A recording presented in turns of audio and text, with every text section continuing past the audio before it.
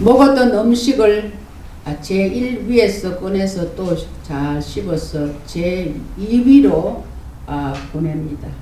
그렇게 해서 손은 자체적으로 건강을 지킵니다. 사람도 마찬가지입니다. 하나님의 거룩한 말씀을 되새김질하여서 받아들이는 자는 자신도 영적으로 건강해질 뿐만 아니라 그를 통해서 나오는 삶의 흔적들은 다른 사람들을 영적으로 풍성해하는 토양의 역할을 합니다. 말씀을 되새김질하면 그 깊은 의미를 깨달을 수가 있습니다. 이를 통해서 하나님이 하시고자 하는 뜻이 무엇인지, 하나님이 나를 통해서 하시고자 하시는 일이 무엇인지를 깨달고 우리 삶에 연결시킬 수가 있는 것입니다.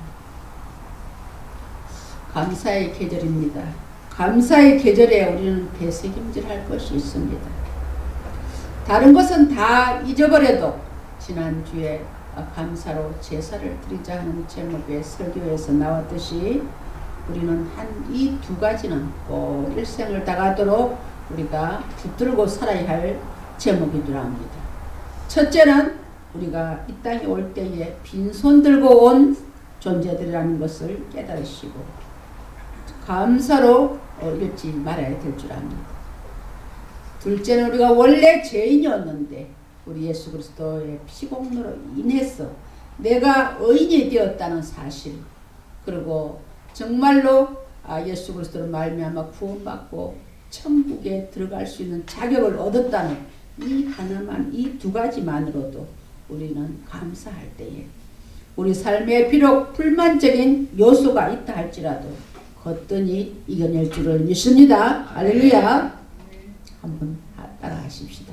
우리는 원래 빈손 들고 왔습니다. 우리는 원래 죄인이었습니다.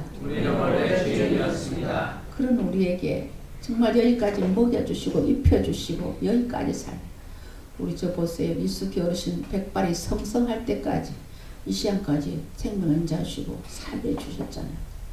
우리는 원래 지역 백성 될 수밖에 없는 우리들을 예수님의 십자가의 피공로로 인해서 의인이 되고 정말 천국에 입성할 수 있는 자격을 얻었어. 그 두 가지만이라도 우리는 평생 감사할 수 있기를 바랍니다. 할렐루야. 오늘은 아름다운 소식을 전하는 자들의 발이라 하는 제목으로 은혜를 나누고자 합니다. 그러면 이런 큰 은혜를 받은 우리가 하나님께 보답하는 것은 이런 은혜를 모르는 자들에게 아름다운 소식을 전하는 것입니다. 누가복음 16장에 보면 부자와 거지 나사로의 이야기가 나옵니다. 이 이야기는 한 영혼이 음부에 떨어졌을 때 그 고통이 얼마나 큰지를 아주 짧게 표현해 주고 있습니다. 한 부자가 날마다 비단 옷 입고 고아로 연락하고 살았습니다. 그런데 그 산에서 떨어지는 부스러기를 먹고 살던 나사로도 이렇게 같이 부자도 죽고 나사로도 죽었습니다. 그런데 거지 나사로는 아브라함의 품으로 갔고 즉 천국으로 갔다는 것입니다. 부자는 음부로 떨어져 풀꽃 가운데서 말할 수 없는 고통을 당합니다. 불꽃 가운데서 정말 어렵게 지내는 부자가 아브라함을 향해 애절하게 간청합니다. 제발 나사로를 좀 보냈어. 그냥 손가락 끄트머리 물 한 방울 찍어서 내 혀를 좀 서늘하게 해달라고 부탁합니다. 부자가 많은 것, 큰 것 요구한 것이 아닙니다. 제발 물 한 방울만 찍어서 내 혀를 서늘하게 해달라는 것입니다. 여러분, 이 목마름을 상상이나 하십니까? 그런데도 아브라함은 그것을 들어줄 수가 없다고 말합니다. 우리의 생각으로는 너무나 잔인해 보이는 처사입니다. 그거 손 하나 들어주면 어땠어? 뭐 그것이 그리 어려운 일이라고 그렇게 맹혈한처럼 외면을 할까 할 수 있습니다. 하지만 천국과 음부는, 천국과 지옥은 이 작은 소원 하나 성취될 수 없고 그 고통이 감해질 수 없는 곳입니다. 그리고 그 고통이 잠시 일순간만 있다가 없어지는 것이 아니라 그 고통이 영원하다는 것을 이 누가복음 16장에서는 말씀하고 있습니다. 만일 이 부자처럼 음부에 떨어졌어 혓바닥에 물 한 방울을 찍어서 서늘하게 해달라는 이런 단식을 이렇게 우리가 안다면 정말 어떤 사람이 정말 당신 예수 믿으시오. 예수 믿으면 이런 고통이 오지 않습니다 하고 복음을 들고 가서 그를 구원하고 그가 예수 그리스도의 은혜로 구원받았다고 생각해 봅시다. 그 전도자의 발걸음이 얼마나 아름답고 멋진 것이겠습니까? 그러나 안타깝게도 그 복음을 전하는 그 시기는 우리 생명이 있을 때, 우리 인간의 생명이 붙어 있을 때만 기회가 주어진다는 것입니다. 죽으면 아무리 그곳에 빠져나오려고 해도 빠져나올 수가 없고 너무 고통이 심해서 자살하고 싶지만 자살할 수도 없는 곳이 그곳인 것을 우리는 압니다. 본문 그래서 오늘 본문 14절 15절 우리 한번 같이 읽어보시겠습니다. 14절 15절입니다. 시작. 그런즉 그들이 믿지 아니하는 이를 어찌 부르리요 듣지도 못한 이를 어찌 믿으리요 전파하는 자가 없이 어찌 들으리요 보내심을 받지 아니하였으면 어찌 전파하리요 기록된 바 아름답도다 좋은 소식을 전하는 자들이여 발이여 함과 같으니라. 아름답도다 좋은 소식을 전하는 자들의 발이여. 바로 복음을 들고 찾아가는 발걸음이 아름답다고 말씀하고 있습니다.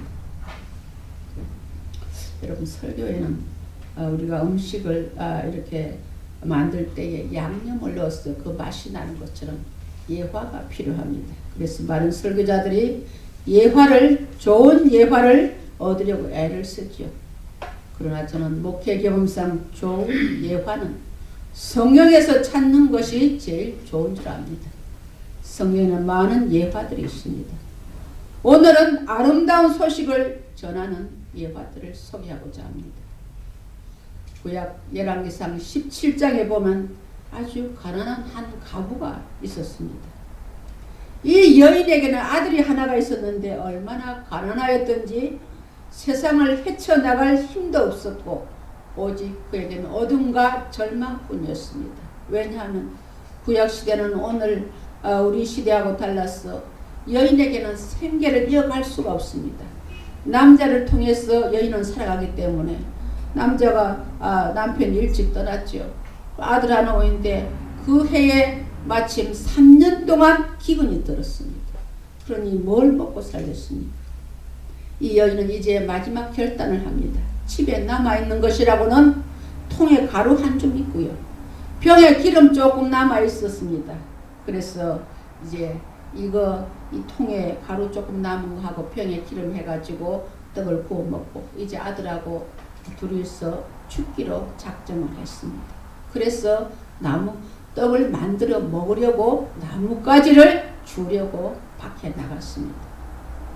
여러분 지금 이 여인의 심정이 느껴지십니까? 사랑하는 아들을 위하여 마지막 밀가루 한 줌으로 음식을 해먹고 동반 자살을 결심한 여인, 세상에 이보다 더 애처롭고 슬픈 일이 또 있겠습니까? 그런데 보십시오. 바로 그 시간에 하나님의 선지자 엘리야가 그리 시내가에서 출발하여 이 여인이 살고 있는 사르밧을 향하여 산을 넘고 계곡을 가로질러 달려오고 있습니다. 하나님께서 이 여인을 위하여서 이미 엘리야 선지자를 보내셨던 것입니다. 그 엘리야가 사르밧 성문에 도착했을 때에 나뭇가지를 줍고 있는 여인을 만납니다. 얼마나 여러분 드라마틱합니까? 선지자는 이 여인의 마지막 음식 가운데 떡 한 개를 요구합니다. 그리고 여인을 향하여 축복합니다. 비가 내리는 날까지 너가 가루의 통에 가루가 끊어지지 않을 것이고 기름병에 기름이 마르지 않을 것이라고 축복합니다. 사랑하는 성도 여러분, 복음을 들고 자살을 꿈꾸는 이 여인을 향하여 산을 넘고 물을 건너 찾아오는 엘리야의 발걸음이 얼마나 아름답습니다. 아름답도다. 좋은 소식을 전하는 자들의 발이여, 한 영혼을 구원하기 위하여 복음을 들고 찾아오는 발걸음. 세상에는 이보다 더 아름다운 것이 없습니다. 또 한 가지 예를 들어볼까요? 엘리야의 제자가 누굽니까? 엘리사죠. 엘리사 시대에 있었던 이야기입니다. 아람이라는 군대가 북이스라엘 수도인 사마리아를 포위한 지가 3년이 되었습니다. 그 3년의 포위 속에서 사마리아 성은 식량이 다 떨어지고 물이 모자라서 차복한 저주의 현장이 일어나고 있었습니다. 참 성경 가운데 이만큼 저주스러운 현장이 또 어디 있었겠습니까? 열왕기하 6장 28절로 29절에 이렇게 말하고 있습니다. 여인이 대답하되 이 여인이 내게 이르기를 내 아들을 내놓아라. 우리가 오늘 아들을 먹고 내일은 내 아들을 먹자 하며 우리가 드디어 내 아들을 삶아 먹었더니 이튿날에 내가 그 여인에게 이르되 내 아들을 내놓아라. 우리가 먹으리라 하나 그가 그 아들을 숨겼나이다. 왕한테 이런 이야기를 합니다. 얼마나 참혹한 현장입니까? 여러분 오늘 가셔서 열왕기하 6장을 한번 정독해 보십시오. 얼마나 굶주렸으면 자신들의 아이를 삶아 먹는 사태까지 벌어졌겠습니까? 상상이나 할 수가 있는 일입니까? 이것은 더 이상 사람이 사는 땅이 아니었습니다. 말 그대로 생지옥의 현장이었습니다. 왕이 이 말을 듣고 붉은 배를 입고 통탄하는 모습이 나옵니다. 하나님께서 이 광경을 보시고 사마리아 성에 아름다운 소식을 전하기로 작정하셨습니다. 하나님 방법은 놀랍습니다. 그 사마리아 성에 나병 환자가 4명 있었어요. 성한 사람도 못 먹는데 나병 환자 병든 사람이 뭘 얻어먹겠습니까? 그래서 나병 환자 4사람이 서로 의논했습니다. 동무들 우리가 이래 주구나 저래 주구나 마찬가지요. 아람 군대 우리가 항복해서 들어가가지고 저들이 살려주면 살고 죽이면 죽자. 죽기를 무릅쓰고 아람 군대의 진으로 나병 환자 4명이 갑니다. 여러분 죽기를 작정한 사람 무서울 것이 없어요. 살라고 발버둥 칠 때가 무섭지 목숨을 내놓은 사람이 두려울 것이 없습니다. 나병 환자들은 자기 목숨 내놓고 아람진에 항복하러 간 것입니다. 그런데 하나님은 놀라운 방법을 동원하십니다. 이 4명의 나병 환자의 발걸음을 마치 아람 군대에 어떻게 들려지게 하냐면 큰 군대가 행진하는 것처럼 아람 군대에게 들려지게 함으로써 아람 군대가 이스라엘이 이제 포위가 되어서 못 살게 생겼으니까 지원군들이 동원해서 이제 지원군들이 큰 군대가 급습하는구나 하고 그냥 아람 군대들이 혼비백산해서 모든 것을 버려두고 자기 목숨을 살기 위해서 도망쳐 버렸습니다. 얼마나 하나님 멋쟁이 하나님이십니까? 하나님은 4명의 나병 환자들의 발걸음을 거대한 지원군의 병거 소리와 말발굽 소리와 큰 군대의 소리로 들리게 하신 것입니다. 여러분 여기 열왕기하 7장 5절에 보면 나병 환자들이 아람 군대로 들어가기 시작한 시간이 해질 무렵이라고 했습니다. 그리고 열왕기하 7장 7절에 보면 아람 군대가 혼비백산에서 도망친 시간도 해질 무렵이라고 말씀합니다. 4명의 나병 환자가 걸어 들어가는 그 시간하고 아람 군대가 도망한 시간하고 똑같은 시간이었습니다. 제가 그게 맞는가 공동번역 카톨릭에서 쓰는 공동번역 성경에도 한번 보니까 나병 환자들이 아람 군대로 들어간 시간이 공동번역에는 항원이라고 했습니다. 우리 개정개혁 성경에는 해질 무렵이라고 했는데 또 아람 군대가 도망친 것도 항원역이라고 기록하고 있습니다. 이것은 하나님이 나병 환자들의 발걸음을 통하여서 큰 군대의 소리로 들리게 하신 것을 증명해 주는 것입니다. 그런데 나병 환자들이 항복하라고 그 아람진에 갔는데 아람 군대는 하나도 없고요. 그 진에 보니까 식량과 먹을 것이 산더미처럼 쌓여 있습니다. 그래서 자신들이 굶주린 배를 시컷 먹고 또 자기들 부대에 채우고 그러고 가만 생각해 보니까 이 사람들아, 이 소식을 사마리아 성에 알려야 되나 말아야 되나 그렇게 서로 주고받고 이야기합니다. 그래서 열왕기하 7장 9절에 보니까 나병 환자들이 서로 어떻게 말합니까? 나병 환자들이 그 친구에게 서로 말하되 우리가 이렇게 해서는 아니 되겠도다. 오늘은 아름다운 소식이 있는 날이거늘 우리가 침묵하고 있도다. 만일 밝은 아침까지 기다리면 벌이 우리에게 미치리니 했습니다. 우리가 우리만 먹고 이렇게 있으면 성중에서 오죽하면 자식을 삶아 먹는 그런 사태에 있는 우리 성중에 이 소식을 알지 않으면 그 벌이 우리에게 임할 것이라고 서로 말합니다. 그래서 나병 환자들이 그냥 이렇게 사마리아의 기쁜 소식을 전하러 달려갑니다. 생적 밤에서 건질 풍요한 소식을 함께 누리고 싶은 마음으로 한달음에 그 소식을 전했습니다. 이것이 바로 복음을 들고 산을 넘는 아름다운 발걸음인 줄 믿습니다. 할렐루야. 아름다운 소식을 전하는 자들은 이렇게 아름답습니다. 초대교회 사도들도 이런 심정이었습니다. 사도행전 9장 16절에 보면 내가 복음을 전할지라도 자랑할 것이 없으면 내가 부득불 전하지 않으면 내게 화가 있을 것이로다 하고 고백하고 있습니다. 복음을 전하지 않으면 자신에게는 화가 미치지 않을까 하는 절박한 심정으로 복음을 전했다는 것입니다. 마치 나병 환자들이 이 소식을 사마리아 성에 전하지 않으면 해가 밝으면 벌이 우리에게 임할 것이라는 두려운 마음 가진 것처럼 초대교회에서도 이러한 마음으로 복음을 전했던 것입니다. 그런데 초대교회 사도행전에 보면 이런 마음으로 복음을 전했는데 유대인들은 그것을 받아들이지 않았습니다. 여러분 걱정할 것이 없어요.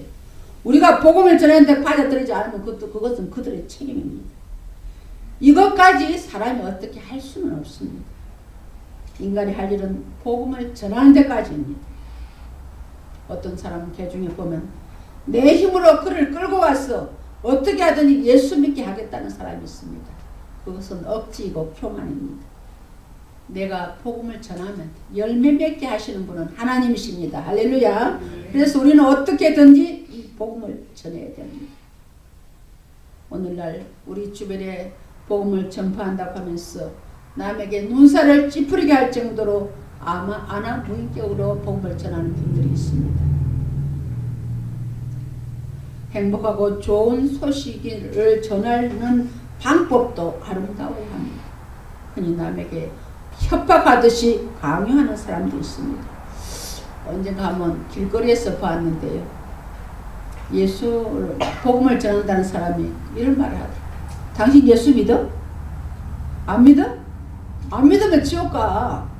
지옥이 얼마나 잔인한 곳인지 알아? 그러니 좋은 말 할 때 믿어. 다 당신을 위해서 하는 거야. 이렇게 복음 전하는 거야. 참 기가 막힙니다. 어디서 전도 교육을 받았는지 이것은 복음을 전하는 것이 아니라 상대를 협박하는 일입니다. 여러분 기독교는 인격의 종교입니다. 막무가내로 그렇게 무식하게 전하는 그런 복음이 아닙니다. 예수님 어떻게 복음을 전하셨습니까? 우리가 다른 마을에 가서 복음을 전하자. 예수님께서 이 마을에서 복음을 전하다가 받아들이지 않으면 다른 마을 가시는 것입니다. 복음을 전하되 강요하지 않는 것입니다. 하나님께서 인간을 협박으로 굴벽시키려 했다면 얼마든지 사람을 벌벌 떨게 해서 예수 믿게 하실 수도 있습니다. 그러나 고린도서 보면 내가 전도에 미련한 것으로 사람이 구원하기를 원하신다고 하셨습니다. 예수님께서 십자가에 달리시기 전에 대제사장과 헤롯이 보낸 사람들이 예수님을 잡으러 왔을 때에 베드로가 그냥 칼을 들고 오면 대제사장이 종의 귀를 잘라버렸습니다. 그때 예수님께서 잘린 귀를 다시 붙여주시면서 말씀하셨죠. 칼을 가지는 자는 칼로 망하느니라. 너는 내가 내 아버지께 구하여 지금 12군단 더 되는 천사를 보내시게 할 수 없는 줄로 아느냐. 내가 만일 그렇게 하면 이런 일이 있으리라 한 성경이 어떻게 이루어지겠느냐. 하나님 능치 못함이 없기 때문에 예수님을 반대하는 사람도 얼마든지 멸절시킬 수가 있습니다. 그러나 성경은 우리 예수님께서 십자가에 달리시고 그분이 희생으로 말미암아 인간을 구원하시겠다고 말씀하셨기 때문에 그렇게 되면 어떻게 성경의 예언이 이루어지겠느냐고 말씀하셨습니다. 강요한다고 복음이 받아들여지지 않습니다. 복음으로 인한 구원은 철저히 받아들인 자의 자율적 수용을 전제로 하고 있습니다. 상대가 자기 영혼을 열고 마음을 열어야 구원의 생명이 들어가고 그래야 영혼이 열리는 순간 그 영혼이 구원의 영광에 이르는 상태가 되는 것입니다. 강요하면 마음이 닫혀버립니다. 그러니 복음을 전하되 받아들이지 않으면 기다려야 합니다. 강요하는 대신 그의 마음이 열리도록 사랑을 보여주는 일에 힘써야 할 줄 압니다. 사랑하는 성도 여러분, 복음을 전하는 일은 지상에서 가장 아름다운 일입니다. 그것은 사마리아 성에 굶어서 죽어가며 자식을 잡아먹는 생지옥의 현장에 산더미처럼 쌓인 음식의 풍요를 전하는 것처럼 아름답고 감격스러운 일입니다. 우리 교회는 오늘 전 성도가 어깨띠를 들고 이 마을을 한 바퀴 돌려고 합니다. 여러분, 아래력이 반응 일으키지 마세요. 이 중에서도 태어나서 한 번도 누구한테 예수 믿으세요, 복음을 한 번도 전해보지 못한 분들도 있을 것입니다. 다른 거 안 합니다. 전도지 5장, 건빵 5봉지만 전하고 오세요. 10분 아니면 20분은 다 할 수가 있습니다. 여러분 한번 전해보세요. 이때까지 우리 전도하는 것은 항상 사역자들만 했습니다. 그러니 우리 성도들은 목사님이나 전도사만 복음 전하는구나 이렇게 너무 고착해 버린 것 같았어. 제가 교회 시리즈 설교하면서 이제는 우리 교회가 개척교회 티를 벗고 좀 든든히 서가는 교회가 되자. 든든히 서가는 교회가 되려면 교회 사람 숫자가 좀 날마다 늘어야 되지 않겠느냐. 하나님께서 이 작은 교회 목사 3명을 세운 게 무슨 뜻인지 우리는 아직은 모릅니다만 하나님 뜻이 있는 줄 압니다. 그래서 우리는 감빵 5봉지 전도지 5장 들고 나가셔서 다른 말 하지 마세요. 예수 믿으십시오. 전하기만 하면 됩니다. 여리고성을 하루에 한 바퀴씩 6째 동안 돌다가 7번째 날에는 7바퀴를 돌고 소리를 지르니까 여리고가 무너졌습니다. 저는 그것을 체험했습니다. 하나님 살아계심을 체험했습니다. 복음을 전한 것은 주님의 명령입니다. 명령에 순종할 때 역사가 일어날 줄 믿습니다. 점잖게 어깨대를 들고 한 바퀴만 돌아도 이것만 해도 이 마을 사람들에게 우리 교회가 살아있는 교회, 움직이는 교회, 사명을 감당하는 교회로 비춰질 것입니다. 그것이면 족합니다. 여러분이 전도해갖고 어떤 사람 끌고 오라는 거 아닙니다. 우리의 이 전도하는 모습을 보신 하나님께서 성령을 통해서 구원받은 심령을 날마다 더해 주실 줄을 믿습니다. 할렐루야. 바울은 그가 죽기까지 핍박하는 유대인들을 위해서 복음을 전하는 일을 계속했습니다. 그것은 복음이 너무나 감격스럽고 영광스러운 것인지를 알기 때문에 그것을 받아들이지 않는 영혼이 얼마나 지옥의 형벌에서 고난당할 것을 알기 때문에 그렇게 핍박을 받아도 복음을 전한 것입니다. 그들이 믿지 아니하는 일을 어찌 부리리요? 듣지도 못한 일을 어찌 믿으리요? 전파하는 자가 없이 어찌 들으리요? 하고 말씀합니다. 우리는 전파하는 자예요. 먼저 믿은 자예요.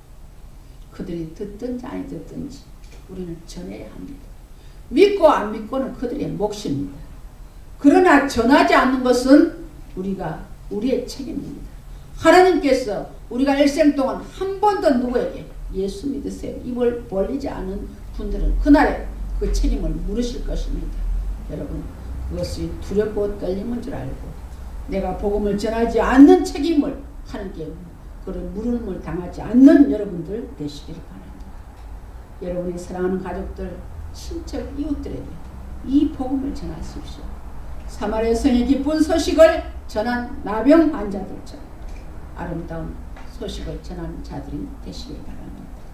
이 좋은 소식을 이웃에게 전해서 그 영혼을 구원으로 인도하는 감격을 누려보시기 바랍니다.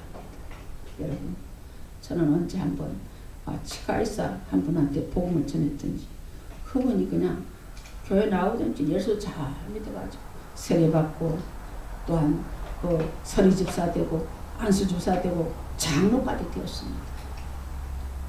그래서 한번 추석날인데 저한테 전화 왔어. 그때 제가 권사에 잤습니다. 정권사, 이제 가을인데 등록할 때가 안 됐어? 됐죠? 그러면 내가 등록금 한번 대줄게. 어서 와. 대조동 살거든요. 서울 연신내. 그랬어. 그냥 등록금에다가 책값에다가 그렇게 전도해가지고 신학교 갈 때 등록금 받았습니다. 여러분 한번 전도를 해보세요. 얼마나 보람이 있는지. 여러분 생일 가운데 이런 보람들이 넘쳐나시기를 주의 이름으로 축원합니다. 기도하시겠습니다. 하나님 아버지, 복음은 지상에서 가장 아름다운 소식입니다. 그러나 성경은 전파하는 자가 없이 어찌 들으려 했습니다. 그러므로 우리는 저들이 듣든지 아니 듣든지 이 복음을 전해야 합니다. 전해도 받아들이지 않으면 저들의 책임이지만 전하지 않으면 우리의 책임입니다. 하나님, 우리가 전도하시는 모습을 보시고 성령님을 통해서 역사하십니다.